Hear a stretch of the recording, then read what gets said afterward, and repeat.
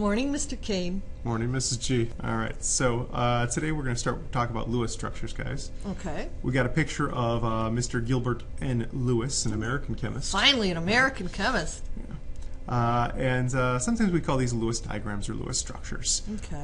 But they're very important chemistry because in the 1920s, these chemists started realizing that valence electrons were the most important thing for bonding. So basically what Gilbert develops is a way to draw the atoms, very simplistically, with their valence electrons. Okay. So he decides that the nucleus is going to be represented with the chemical symbol that you find on the periodic table. Well, that's easy. That's real easy, right? And that only the valence electrons need to be drawn. Since we have 4 sides on a symbol, top, bottom, left, right, Yeah. he says we're going to do 2 dots per side, which would give us 8 valence electrons in total. Okay. And that kind of almost represents the S's and P's, doesn't it? Yeah. You know. But not every atom has 8 to start with. No, not every atom has 8 to start with. So we've got to actually show how that works, Okay. right? For atoms.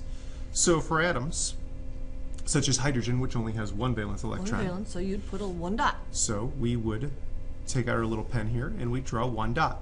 Now the standard is to start at the top and work your way around clockwise. Okay. Okay. And then just spread out the dots and then partner up when you're forced to? Right, partner. So we're using Hund's rule, so we don't Yeah. draw 2 dots on one side until You have to. we have to. Okay. So for beryllium here, which has 2 valence electrons, we draw an electron on top and an electron on the right side. Okay.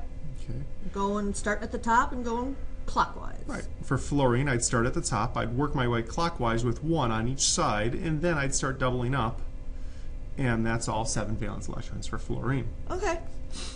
And finally for oxygen, I'd do the same exact thing, only oxygen has 6 valence electrons, so this is pretty much what oxygen looks like as a Lewis structure. Okay. And with the criteria of starting at the top and working clockwise, everybody's Lewis structure for oxygen will look like that. Exactly. Okay. Set of rules. Why don't you press pause and try this out. All right, so let's see. For nitrogen, you should have gotten this. For fluorine, you should have gotten this. Which we just drew. Neon, you should have gotten a full octet. Right, because it has 8 valence electrons. And for silicon, you should have gotten 4 valence electrons. Ooh, Now, ions. walking through ions really quick, the ions are already done for us on this page. Hydrogen ion, the cation loses an electron, so you don't draw a dot. What you do draw is you draw the hydrogen symbol in a square bracket and attach a 1+ charge to it. Yep. And beryllium the same way, because those are losers. Right. The cations lose, so they don't have any electrons to show, and you draw them in a square bracket. Now, at the bottom there, you see fluorine. Fluorine is an anion. It's a gainer. Yep. And Started out with 7, right? Because Right. it was in family 7. it's got 7 black dots. Yep. And it's got an X. Okay, so it gained an extra electron. And that extra electron is represented by that X. You don't have to draw it in red, but do draw the different shape. Indicated different, yeah, it's an electron from somewhere else. And oxygen does the same thing. It's got 6 valence electrons that are normally on it. And it's got 2 X's. Notice again, both my anions also are in square brackets. Yep. If it's an ion, it's in brackets. Pause, try these out. All right, there's your 3 answers. Nitrogen got 3 extra electrons, fluorine got 1, and neon doesn't form an ion. Trick question. So let's see. We have learned how to draw the Lewis dot structure for standalone atoms and ions, and now we're going to learn molecules. Ooh, molecules. So Yep. covalent compounds? Yeah, this Molecules? one's going to be covalent, because if it was an ionic compound, you'd just have 2 pictures of 2 ions, like And- you just showed. Gather the information. So what information do we have to gather, Mr. King? Well, the most important information that Gilbert thought. The number of valence electrons. Right? Okay. Then you got to arrange your atoms. Typical trick here, carbon, if you've got it, tends to be in the center.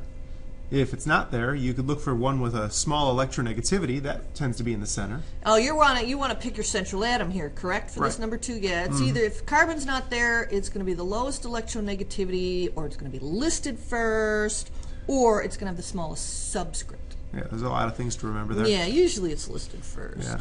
And another way to do it is to not pick your central atom. Halogens are not going to be in the center because they only bond once. Hydrogen also only bonds once.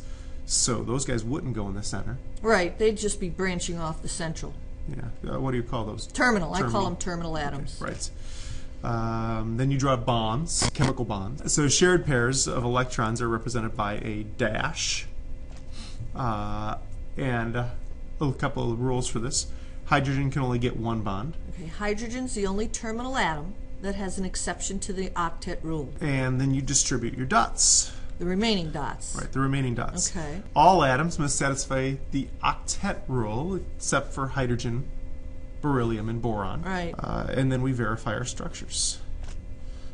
Be sure that each atom follows the octet rule, and also double check that you drew only the amount of valence electrons that you predicted in step 1. Okay. Don't draw more and don't draw less. Okay, so in step 1 you got a total number of electrons, which are dots or lines, depending on how you going through the right.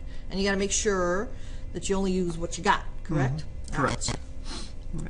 Only use what you have. No more, no less. Okay, step number 1. So, step number 1, pick a central atom. Step number 1, tally up the number of valence electrons. Carbon is in family number 4. So, 4. Chloride is in family number 7, but there's 4 of them. So, 28.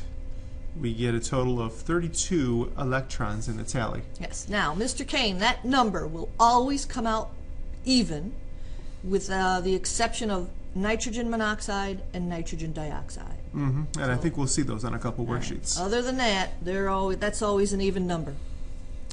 So, second step, pick my central atom. Start to arrange them. So, I'm guessing that carbon has to be my central atom because chlorine can't be. It's always a terminal. It's a halogen. Now, attach your chlorines to the carbon. All right. With a single line, and it branches off the central atom, not each other. Okay, so I can't do another chlorine over here. No. By definition, carbon is the central atom. Right. It branches off the central atom. I want to be sure to keep carbon in the center. Right. So here we go. I now have 1 carbon and 4 chlorines. And you just used 2, 8 electrons. 4, 6. Yeah, we just used 8 electrons. Now that's nice because carbon has 8 electrons now, right? Yes. 32, so now I've got 24 electrons, right? Yep. Okay. And those 24 get distributed around the terminal atoms first. And if there are any left over, they'll go on the central. Okay. So 2. And in pairs, probably, 4. because that's easy to count. Now, would this be called a lone pair up here? That's a lone pair, yep. Chlorine has 3 lone pairs and 1 bonded pair. Okay, so 3 lone pairs and a bonded pair. So I just used 6, so now I have 18 electrons left. Yep. Okay, so 2, 4, 6 more. Now I have 12 electrons left. And 2 more to put them on. I've been putting 6 on each chlorine. That means that I'm probably going to run out of electrons by the time I finish with this chlorine. And there are no extras, 6, so nothing extra on the 0 carbon, electrons. which it wouldn't be anyway, because carbon is always an octet. Right. So let's double check things. This chlorine has an octet 2, 4, 6, 8. This chlorine has an octet 2, 4, 6, 8. The right-hand side chlorine has 8, 2, 4, 6, 8. And the top chlorine has 8, 2, 4, 6, 8. We've used up all the chlorines have octets. Carbon has an octet because 2, 4, 6, 8. And you've got 32 electrons, so And this if we is count a those up, valid that's Lewis 32. structure. Yeah, and that matched my 32 there. Yep, we followed the rules. Very good, all 5 steps. Water. Rule number 1, tally up the number of valence electrons in this molecule. 2 plus 6, 8 electrons is Okay, what we so got. our structure will have 8 electrons. Rule number 2, pick your central atom. Well, hydrogen's always going to be a terminal, so it's definitely not hydrogen. So I'm thinking oxygen is my central. Correct. Rule number 3, branch off your terminals from the central with a single line to represent a pair of shared electrons. So this is a pair, that's a pair. Correct. Now you have to do the next step is to distribute the remaining electrons on the terminals first. But with hydrogen, you can't because it's happy, so they go on the central. Okay. So we're going to put them on oxygen. Yes. So I put a pair here, and I put a pair here. Yes. In paper and pencil world, that's a valid Lewis structure. Okay. Now, Ms. G, I've got a question for you. If that was valid, is this valid? Yes. For Lewis structure on paper pencil, that's a valid Lewis structure. All right. And I'm going to ask you one more just because I know we're going to get this question in class. Is this valid also? Yes. Same number of electrons, octet rule for oxygen, duet for hydrogen. Okay. Yeah, it follows the rules. On paper and pencil, those are fine. All right, carbon dioxide.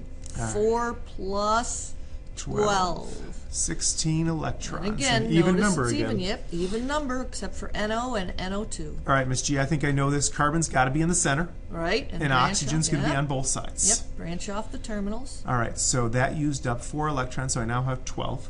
Distribute them on the terminals first. 2, 4, 6. That leaves me 6 left. Oh, I'm excited here. This is going to work out beautifully. Look, check this out. I've got no electrons left, and oxygen has 8, and oxygen has 8. I'm done. Yep. No, you're not. There's a problem. What's the problem? We have the right number of valence electrons established, but carbon has only 4 around it, and carbon has to have 8 around it. Oh, the octet rule, right? Yes, the octet rule. Well, I'll just draw a couple more in then. So I've got -2 electrons. I can do this, right? It's like the national debt. Yeah, no, I wouldn't suggest that. You cannot create electrons, Mr. Kane. Sorry. So it's got to be 16. All right. Yeah, we've got to do a little moving around of the lone pairs on the oxygens to make a double bond. Okay, so I can just redistribute the wealth I already have. Yes. Okay. So if you said I have to take some from oxygen. Yes. If I take these 2 from oxygen and I redistribute them to carbon, that's not going to do any good. But if it's a start. But if I share them instead, share them between.